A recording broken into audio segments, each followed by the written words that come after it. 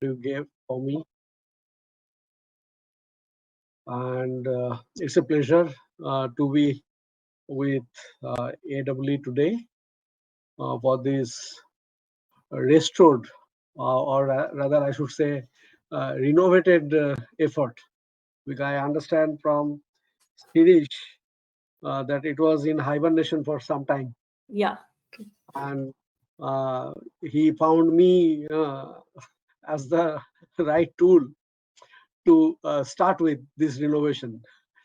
Okay, and I'm happy to be here with you, and as a energy efficiency advocate and as energy efficiency practitioner, uh, uh, and then switching over to the power quality because I saw a distinct link between the power quality and the energy efficiency, uh, which are two sides of the same coin, and often we don't understand that.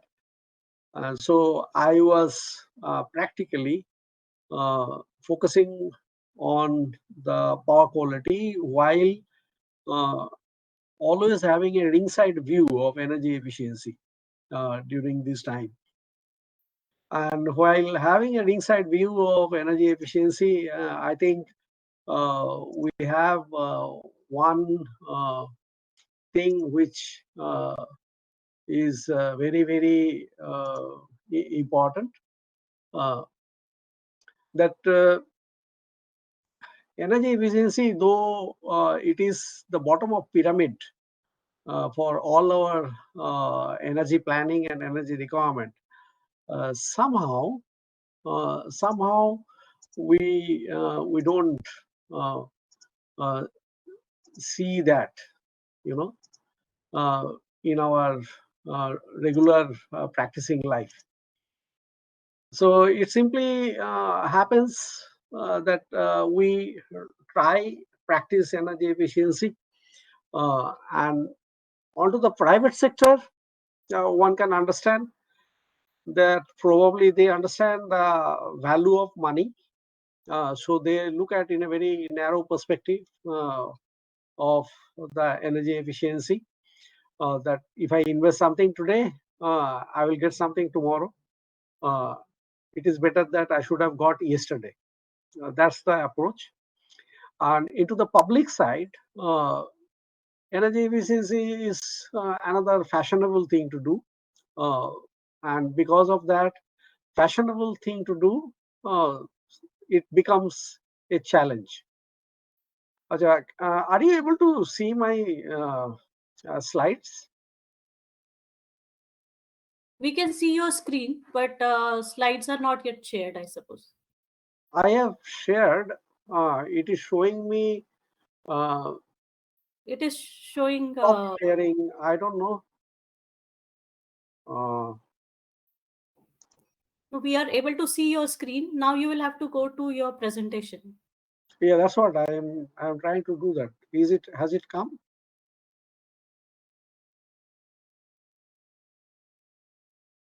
No, we are able to see the same screen as webinar screen. Okay, let me once more try that. Okay.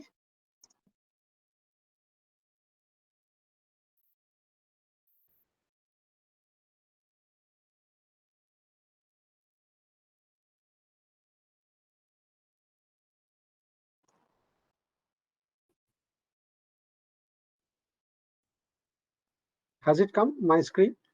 Yeah.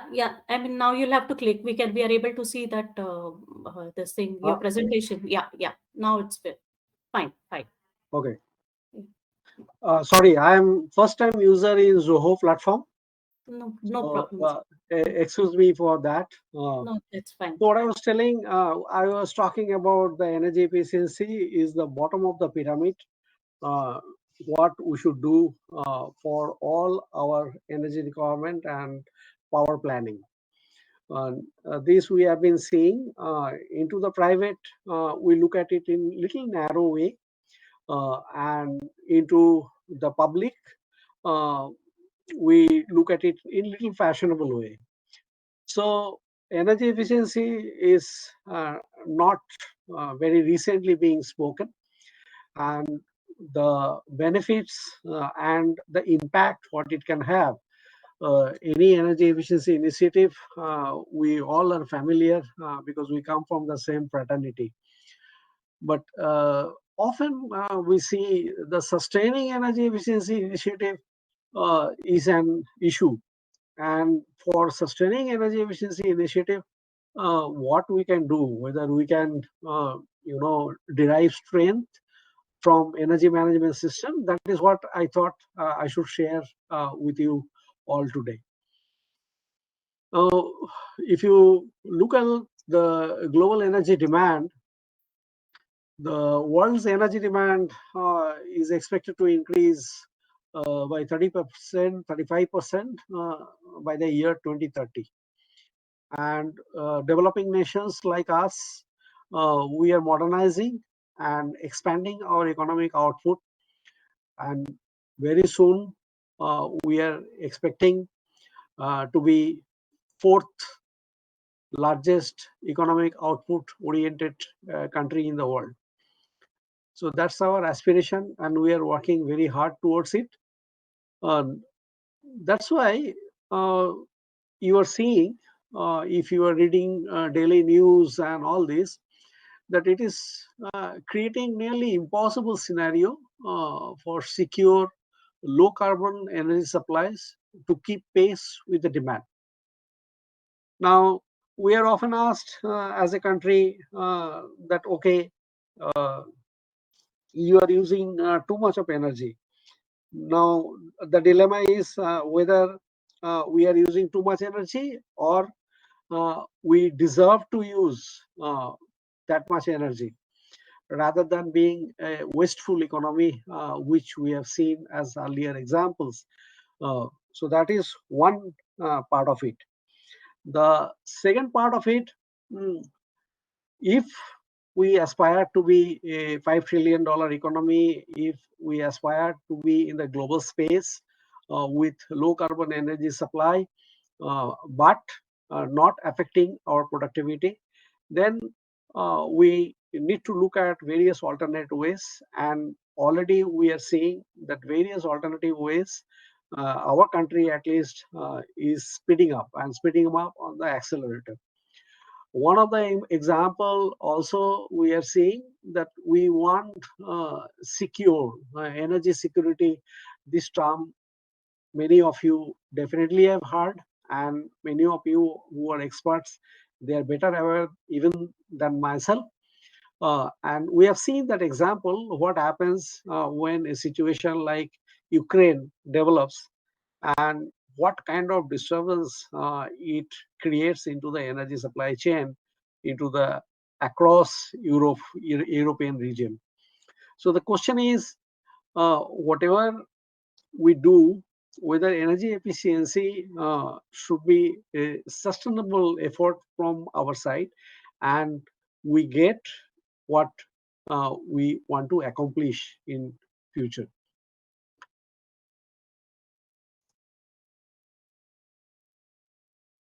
So this is global industrial energy consumption. Since most of us are familiar with industrial energy efficiency area, and you can see that after 2000, it started growing up pretty fast.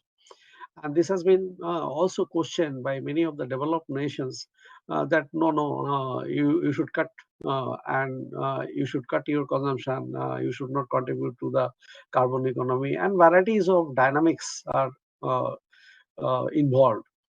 Political dynamics, besides the global supremacy dynamics, many things are involved. But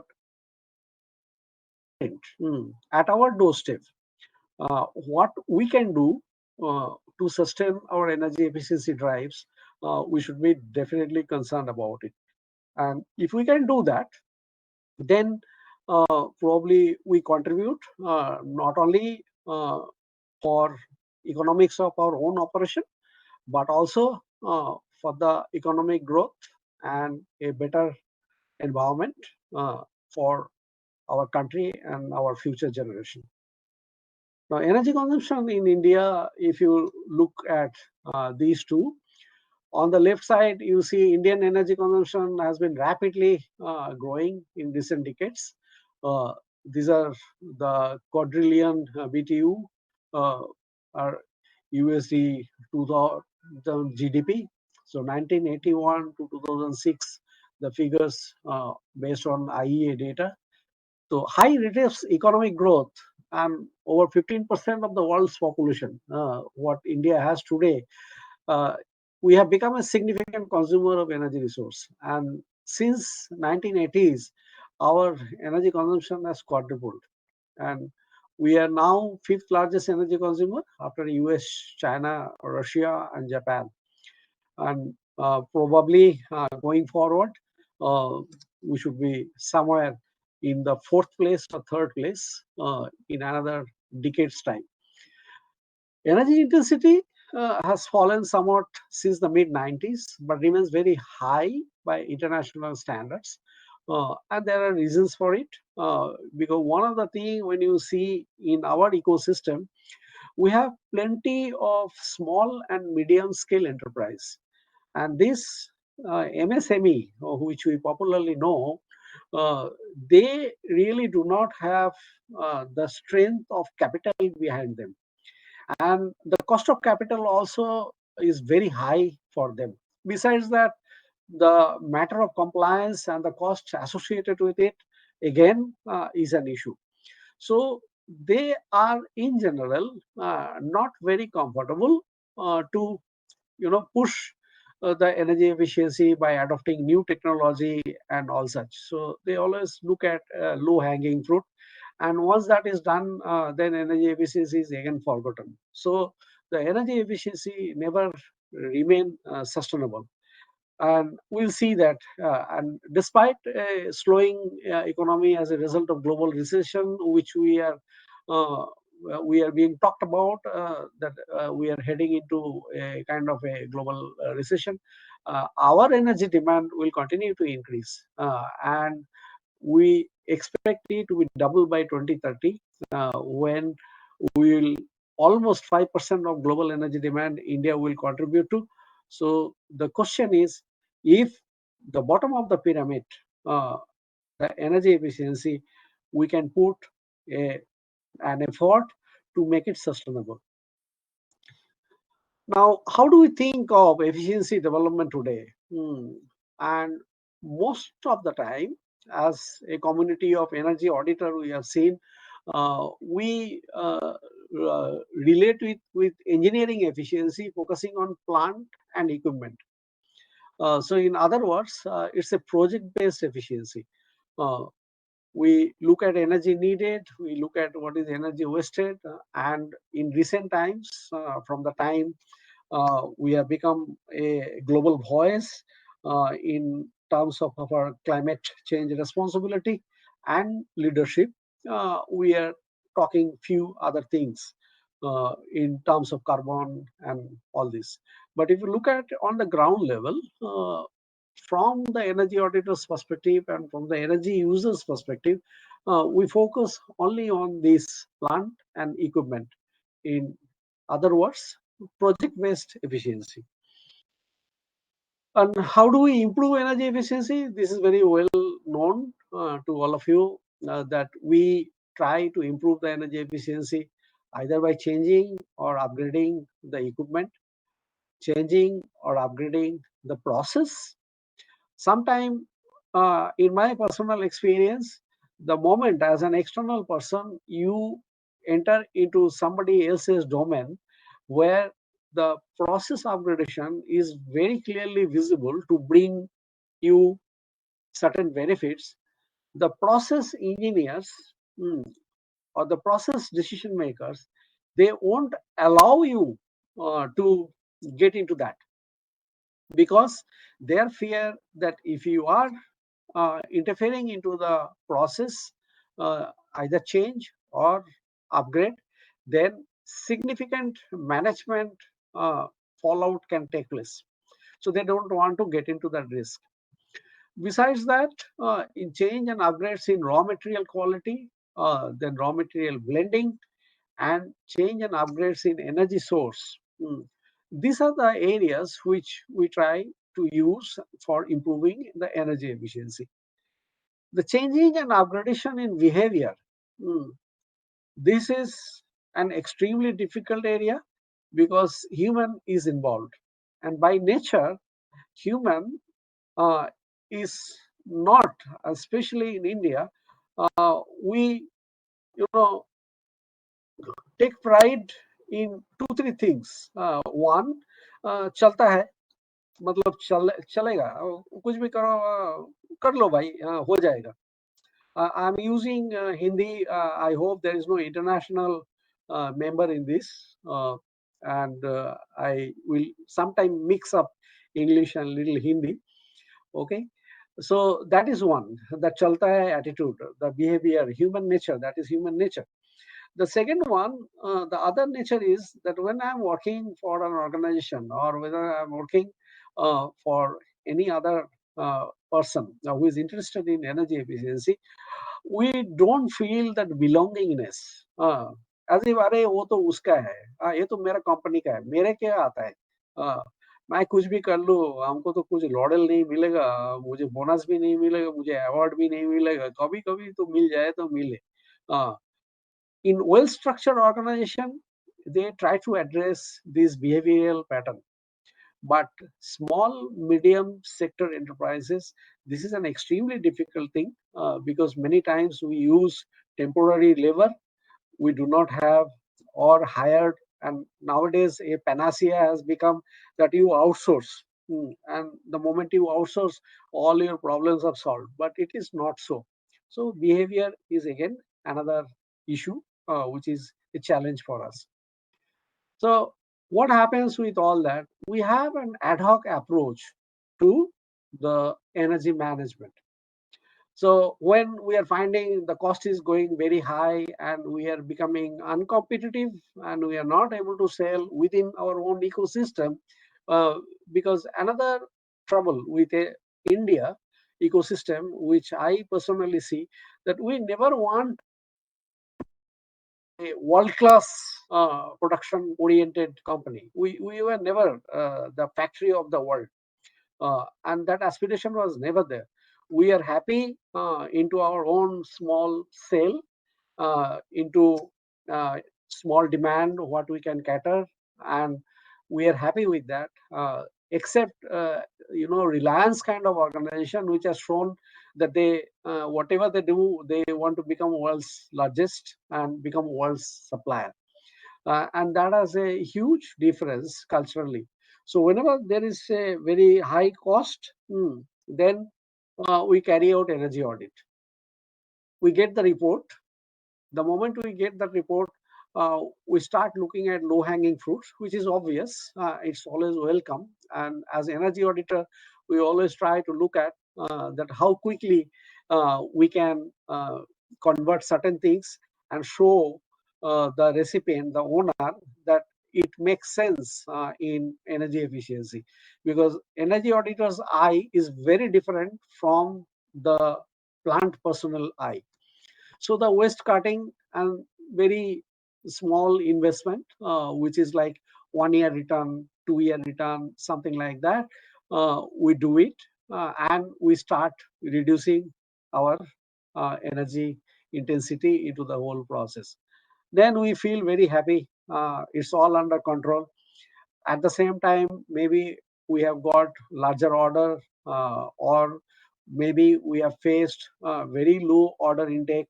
So energy, which is base, is being used, and from that under the control situation, again we go at higher cost. The cost becomes high again, and then we start searching. We did energy audit. When was that done? When last it was done? Can we have that report? And we start acting on that report rather than going with a fresh approach that what we need to do. And this we are seeing time and again as energy auditor. Even when I tell myself that I am a certified energy auditor, what is the value of that energy auditor certification given by a national entity? I think if I ask a question around that, I will see 95% of the energy auditing community or energy manager community will say that certification is just only another certification in our uh, library. That's it. No use of it. And when we see that cost high again as an enterprise, we start go again. And what are the types of energy audit we perform? It depends on the function and the type of the industry, the depth to which the final audit is needed, and the potential and magnitude of cost reduction what we desire. And based on that, we classify our energy audit in two broad areas. One is preliminary audit and detailed audit. And with that, we start acting on it. Now, when we do that, basically, there are a number of things which we do. We collect the existing data and we collect the energy bills. We look at volume and cost. We collect the production output, records, plant layouts, using checklist and many such things. Then we start analyzing the data. We find unit cost of energy, which is rupees per kilowatt hour for all types. Uh, and we find what are the fixed element and variable energy element. Mm. And then we derive what is the energy index and energy cost per unit output or energy cost per flowed area. And then we start formulating a plan. And all these, when we do, we are basically looking at the tip of the iceberg. The major part of the iceberg, which you are seeing in this picture, as energy auditor, to make it a successful movement in energy efficiency, uh, we don't look into this. And because we don't capture this and look into this, and sometimes if we start looking into this, it is conceived or perceived as a criticism to the existing culture of the organization with whom we are dealing as an external expert. And the moment that comes in, then there is negative feeling, a stubborn attitude, or defying behavior, and a perception, अरे ये energy auditor खाली बकवास करता है, हमको तो कुछ savings मिलता नहीं है. So all our effort in formulating the plan and going further in depth into investigation and defining what are the resources required for more detailed study or actions, you know, the implementation actions, we start falling, and we don't get the sustainable energy efficiency initiative in a continuous manner. In structured organization, uh, there are certain methods, certain values, and it is always top-driven approach and not a bottoms-up approach. And naturally, in top-driven approach, what happens? As long as the top management is inclined and sees value into the energy efficiency, you will see the sustainability into all that energy efficiency initiative. But the moment that top management is changed or the top man is changed, then depending on his outlook, the whole thing can go for a toss. Now, we normally what we do, we take a structural approach, and this is very well known to all of us. The PDCA format, basically, uh, we want the senior management to commit to the program only because the CEO or COO or CFO, uh, they will be committing the investment, and often it will go through very hard scrutiny depending on the health of the organization which is involved into it. So unless we get their buy-in, one can be sure that whatever energy efficiency initiatives, it will not remain sustainable. Uh, then initial savings are sustained, which you are seeing, and then as I mentioned earlier, that housekeeping first and then investment, and it becomes the company culture. So basically, there are issues involved like capital involvement, technology access, and our top management's attitude uh, to adopt this whole structural approach to make energy efficiency sustainable and energy efficiency movement sustainable. You all are familiar with the government tried to intervene with PAT kind of scheme. In the PAT kind of scheme also, many of us definitely have come across where the only aim was to get a certificate from the certified energy auditor or accredited energy auditor, I would say. And there were very trivial requests, just sign my audit report. Even in many large companies, as a part of their annual balance sheet, they want that you just give that we have done this as a part of our energy management reflection in our annual report. It is never a part of their motivation to bottom line through sustainable energy efficiency actions. So from structural approach, what the need, what we see, the management process which proactively assess, manage, and measure the energy usage. And this is extremely important to make it sustainable. That is the thought by which I felt that today I should share something with you. Now, what are the possibility? See, the moment this is again another issue for typically for India. Uh, Probably we have never been taught. We have never been taught, or we have never been organized to value standard, and it comes from that chalta hai mentality. So we talk about standards, but we do not dedicate our life to follow the standards. And that is where the difference you see, many of you might have interacted with some Japanese gentleman or some European gentleman into this area. It's not nothing to demean ourselves. We are not taught and we are not brought up in that environment that we are supposed to follow standard in many things. Uh, Even in household thing, when you look at your plug and socket and you try to fit in your mobile charger or your lighting temporary lighting plug into the socket, you will find that you are fouling with each other. These are all basically we don't value standard. This you don't get to see in international products or processes. So the standard solution is one of the solution which probably can help. And ISO 50001, which is developed by the International Organization for Standardization, because that can keep us on the sustainable energy efficiency relay track always. And these standards, it builds upon and harmonizes existing national and regional standards and initiative.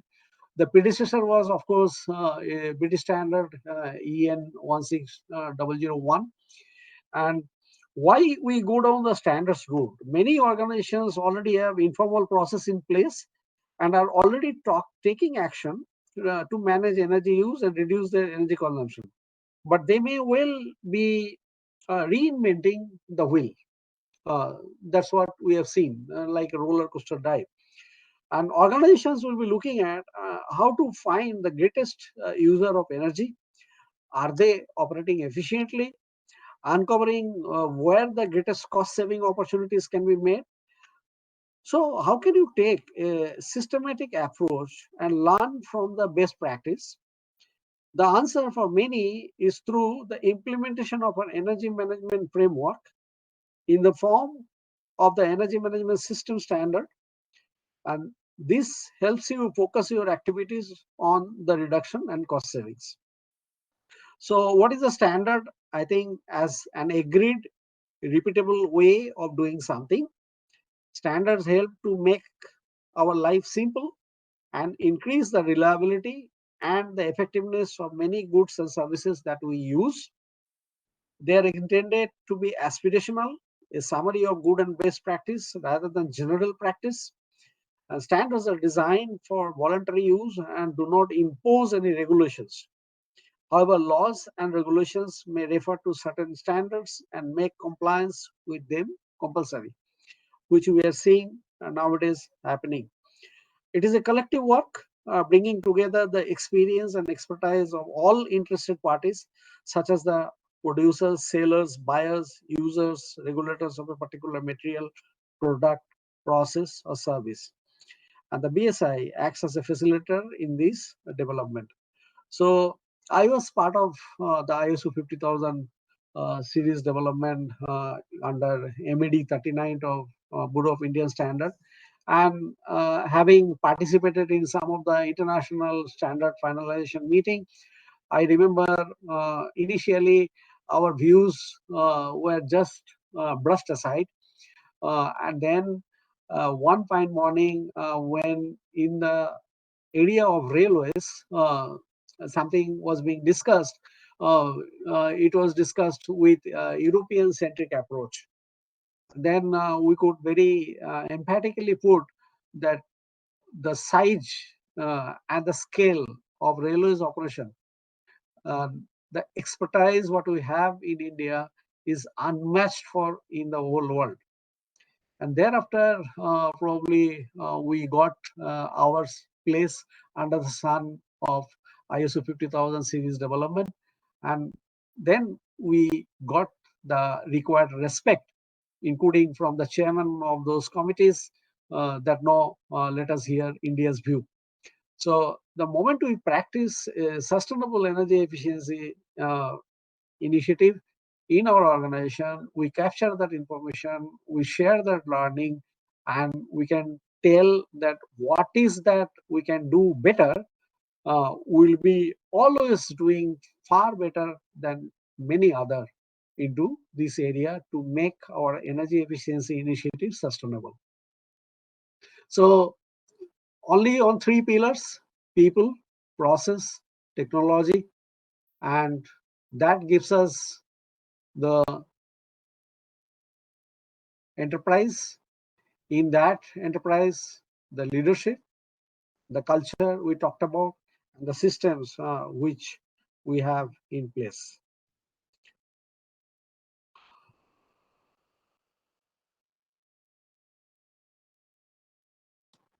So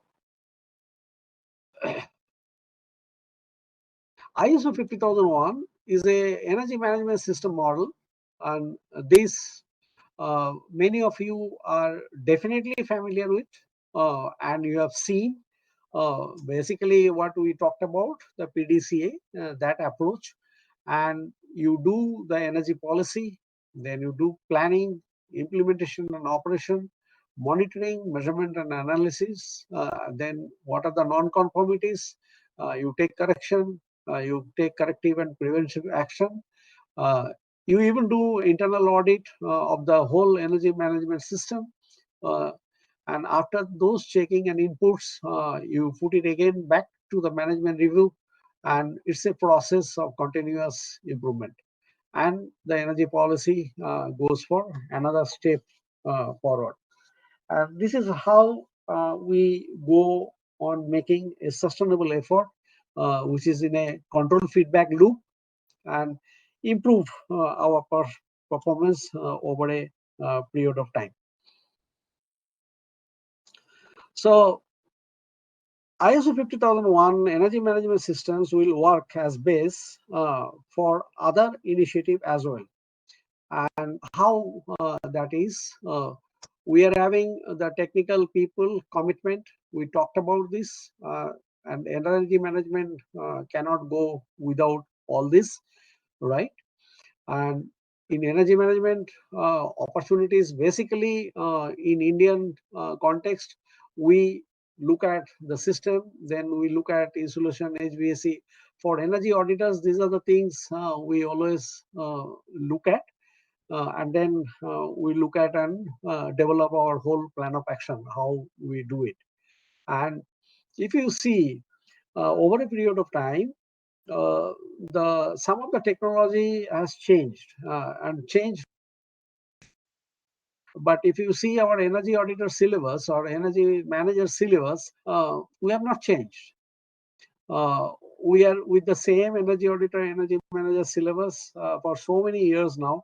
And I am always looking for that opportunity that when that change will formally take place under Bureau of Energy Efficiency leadership, and how the new things can be integrated. Because the world is changing. We are talking about Industry 4. We are talking about IT/OT integration. We are talking about our information technology supremacy across the globe. But somewhere we are not able to use those modern technology and making it integrated part of our overall culture in energy efficiency drive. Sorry about it. So why we need to have sustainable energy efficiency or sustainable energy management actions? Three goals as it comes to our mind. One is we must have credible energy savings, because often as energy auditor we come across that there is a goalpost shifting. You know, you give, then the management says, oh, you are given this now. And that is why we see today that ESCO, that principle or business model have not become very successful in India. Now, we still struggle with that and try to reimagining and redefining the ESCO model of doing business and support energy efficiency. So credible energy savings is extremely important, and honoring the agreement and honoring the commitment is extremely important between both the parties, okay, the service provider as well as the recipient. Continuous improvement of the energy management systems, we talked about that in the previous slide. So PDCA, basically that cycle, and the persistence, the sustained savings, that is what is very important. We should not get into that roller coaster mode that we do today. We earn a little bit happy tomorrow, and again it gets back to the original position on day after tomorrow, and we start scrambling to start again reinventing the wheel again.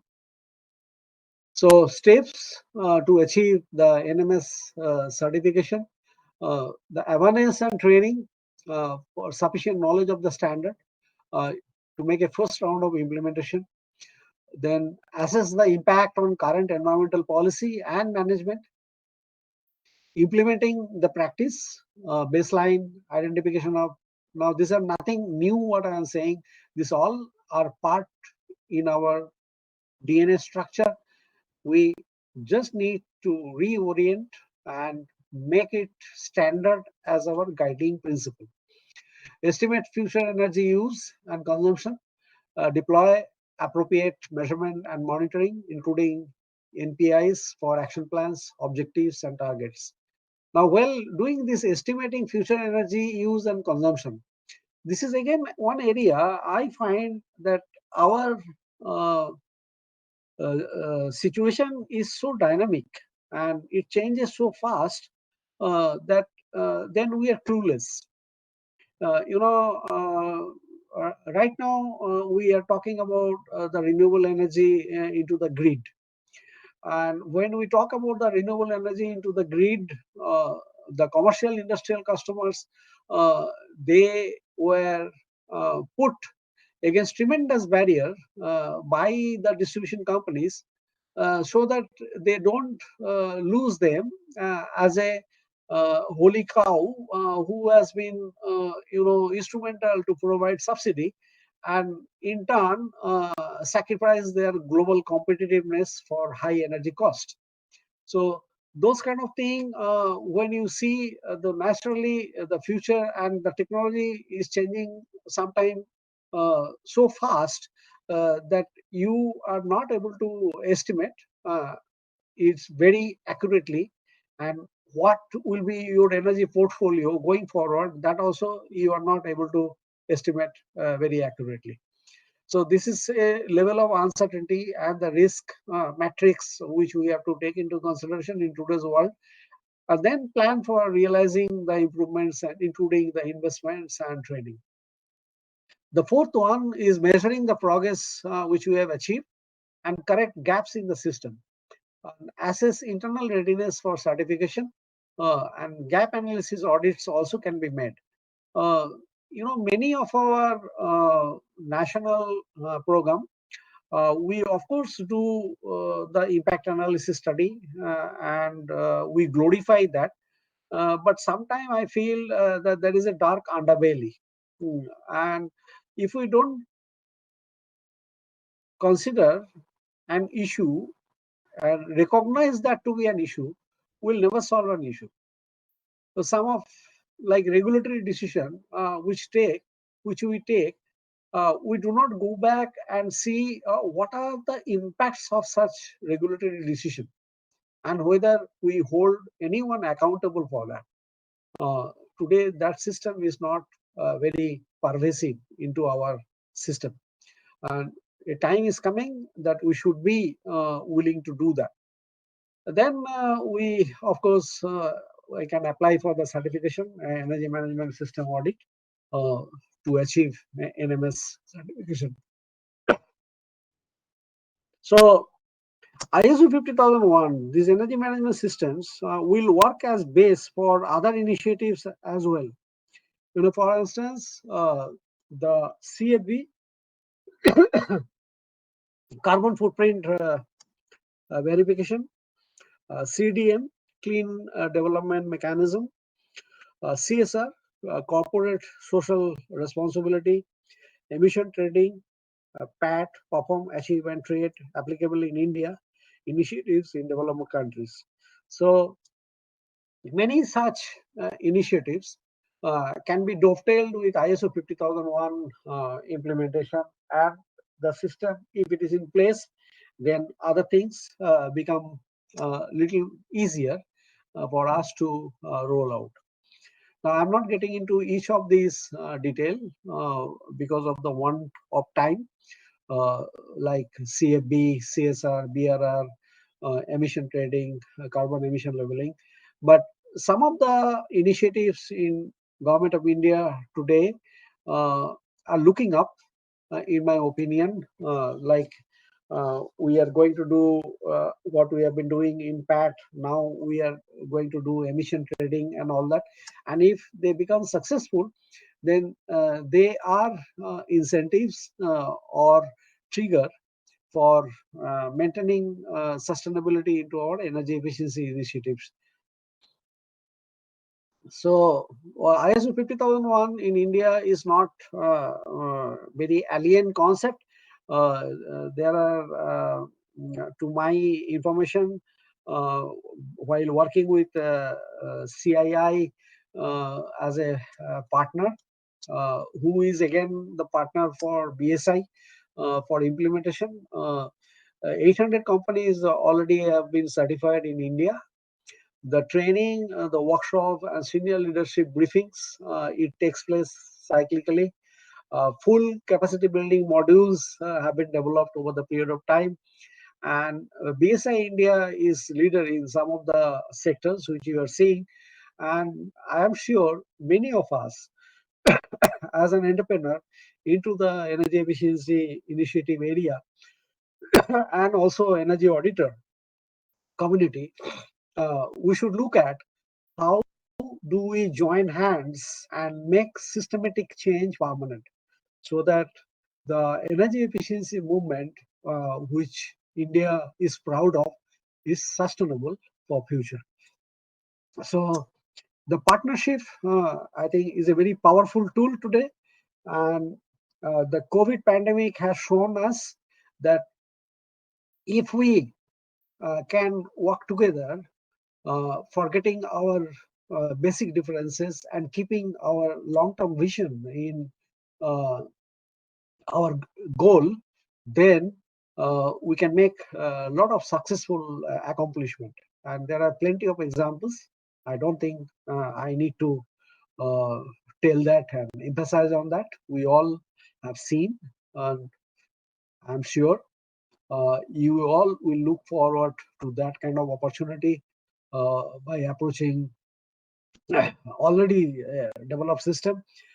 Because at the end of the day, as I said in the beginning, that our country is full of MSME, and as energy auditor community and energy manager community, we cater mainly to that MSME.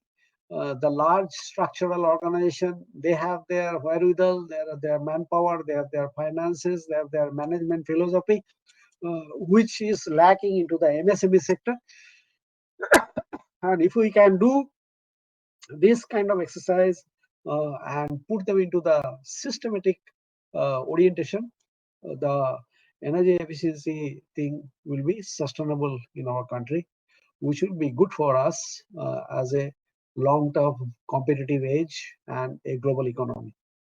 So with that, I thank you and look forward to share some of the experiences that you all have from the field, and maybe I'm open to some questions. We are very close to our closing time.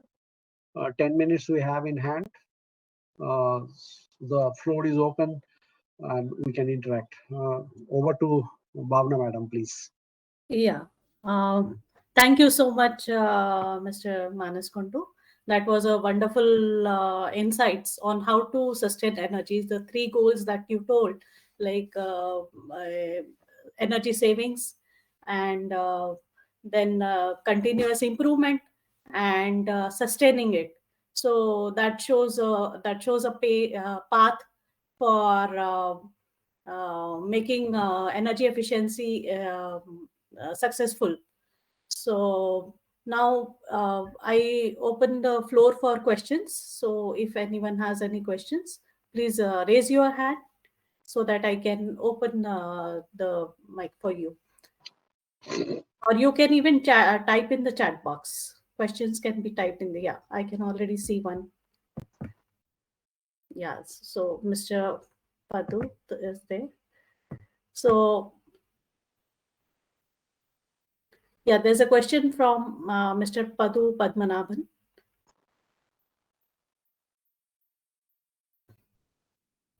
Yes, Mr. Padu, you may speak.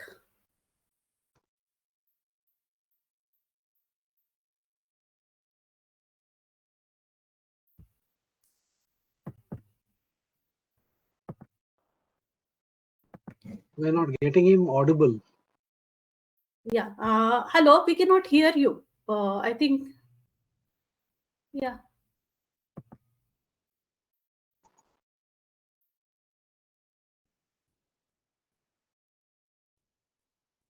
Sir, can you unmute yourself, and then your speaker's volume, can you increase? Because if from our side it is okay.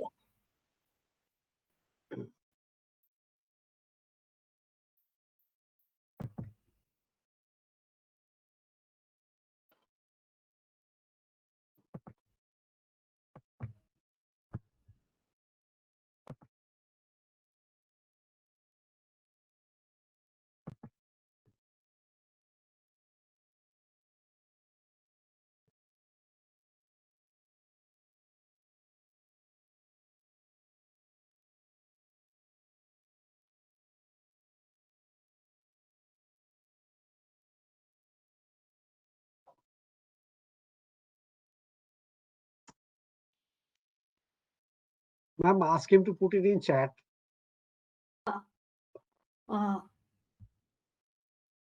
No, we are not able to hear you, Mr. Padmanabhan. So request you to kindly put your question in the chat box. I don't know what is the issue, not able to get it, because from our side everything is clear. Actually, he has deep insights. He is sharing those, and we are not getting to hear that. Yes.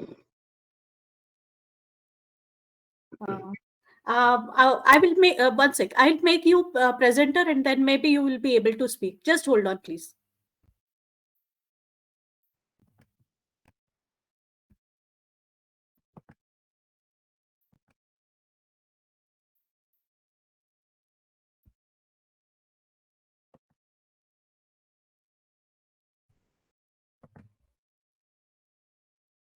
Yeah. Yeah, please. I have made you presenter, so you may try speaking. No, still not.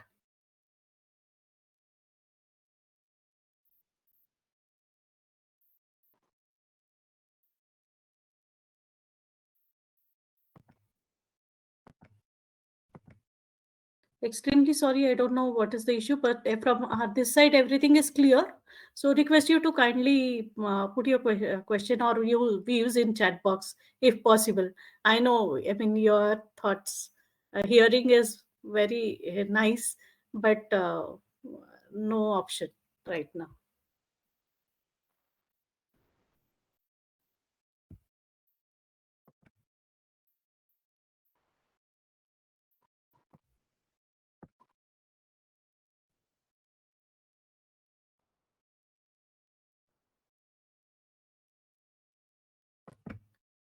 Yeah.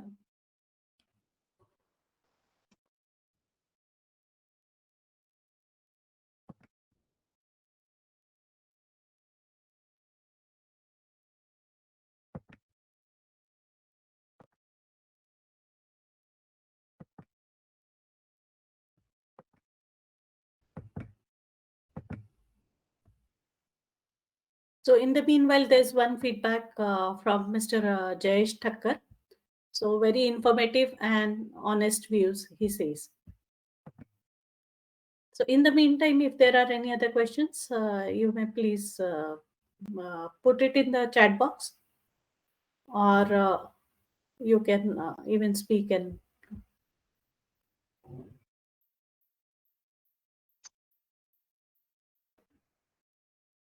I think Jayesh bhai, am I audible? Yes, you are audible. Jayesh bhai, thank you for your observation, and I really take it with all humility. But I wanted to share, my grandfather was a doctor in a village without electricity, and I grew up with him under his care. Two things he always used to tell me. Uh, at that childhood also, that time I was not understanding so much. Later on, I started recalling those dialogues, and I started understanding the depth of that. One, God has given us all equivalent amount of time. So it is up to us individually how we utilize our time. And if you are punctual, you should not expect anybody else to respect your time. So these are the two things he used to tell many times with respect to the time. And another thing he used to say, you know, you are you. So be honest and sincere in what you are doing. You don't have to say that you can do everything. God has given everyone at least one good quality and ability. Live up to that. So this, even today, at 60 years of my age, I found those teachings are profound in nature. So thank you, Joyce ji. Yeah. And now we have Mr. Padmanabhan's question. So his question is, what is your thoughts in advancing measurement and verification function in the country? So that's a very nice question, I think, with respect I to. think very quickly in measurement and verification, I quickly touched actually. There is a tendency of shifting the goalpost. and we don't value the contract.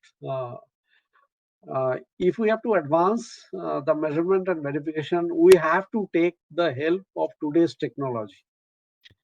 And if we can take the help of today's technology, which is also cost effective, and make it part of an integral system of overall energy management plan into the enterprise, I think we'll go quite a significant step forward.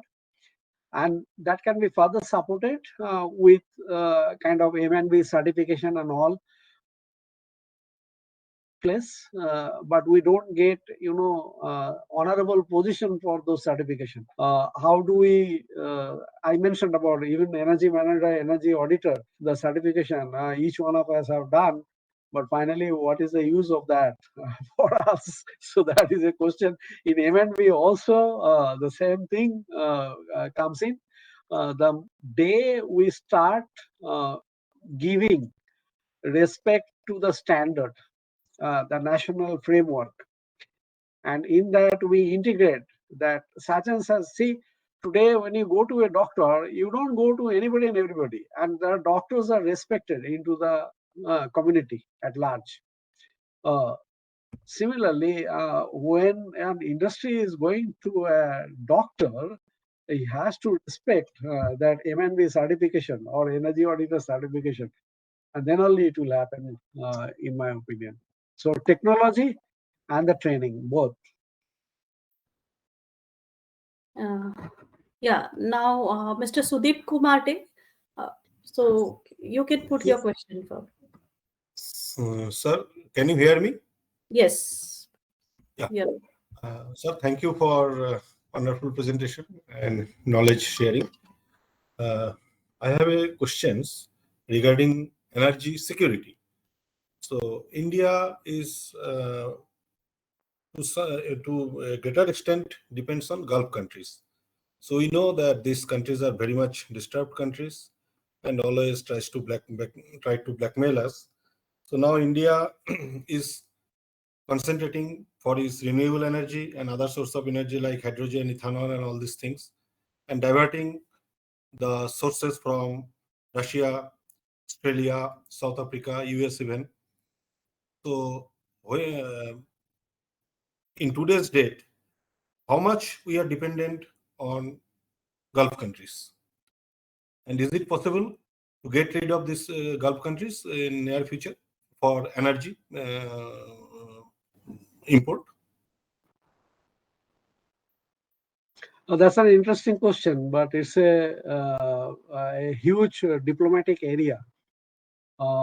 With my limited understanding and knowledge, I would like to share my views. Number one, even today, I think we are 80% oil-oriented economy, and our own oil is imported. So from Gulf countries, whether we will be able to snap off our umbilical cords in near future is a matter of question. But the kind of leadership and the kind of statesmanship which India is showing nowadays, the partnership very, very strong.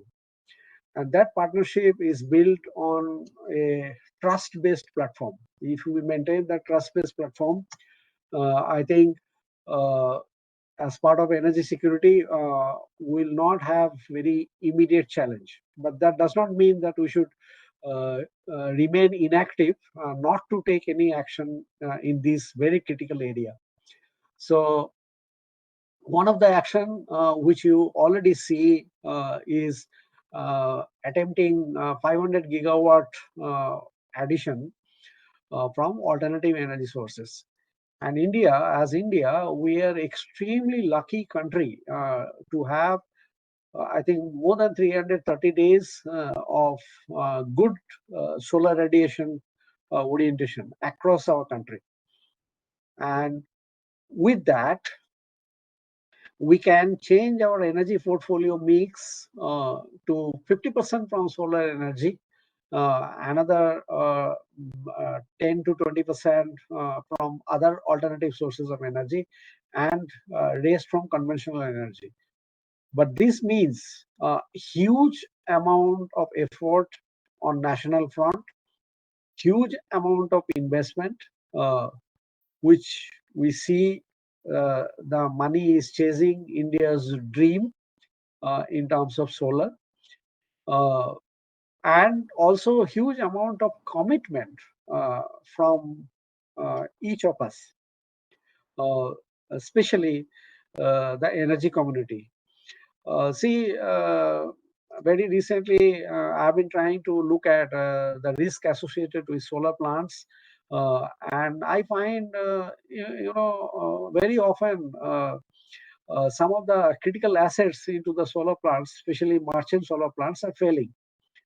There is no fun in talking about adding so many gigawatts if I don't get equivalent amount of gigawatt hour which I planned, because I'll be blocking all of my land in a land-starving country, and then I will not produce the energy what I needed by setting up a gigantic gigawatt plant, putting huge investment, just with the aim of getting some government benefits, subsidy, this, that, and all. That is where we can go terribly wrong, and we'll jeopardize our own energy security. This is very personal opinion of mine. As far as hydrogen economy and all, globally, the research has been going on for 3 decades or so, to my knowledge. Whatever we are talking about green hydrogen and all that, it's very nice to hear. Personally, I don't see that green hydrogen is going to be of our energy pillar in next decade or so. Beyond that, if the technology helps us in that way, then probably we'll see. So overall, we have some strength. We have fossil fuel. If we do clean energy production, even from fossil fuel, by investing into the right kind of technology and carbon capture and all that, and we add that with the renewable energy ambition what we have, and successfully execute that, 50% of our energy demand by 2045, 2045 will keep us in good state. That's what I feel personally. But there are ample geopolitics and the dynamics which are involved, which time will tell us how much we are successful in that. I hope I shared my thoughts right with you. Yes, sir. Yes, sir. Thank you very much, sir.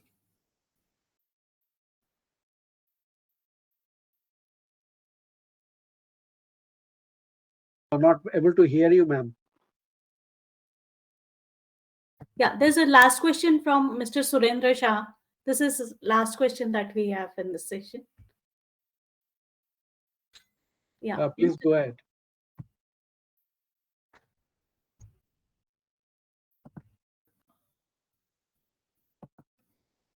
Yes, Mr. Shah.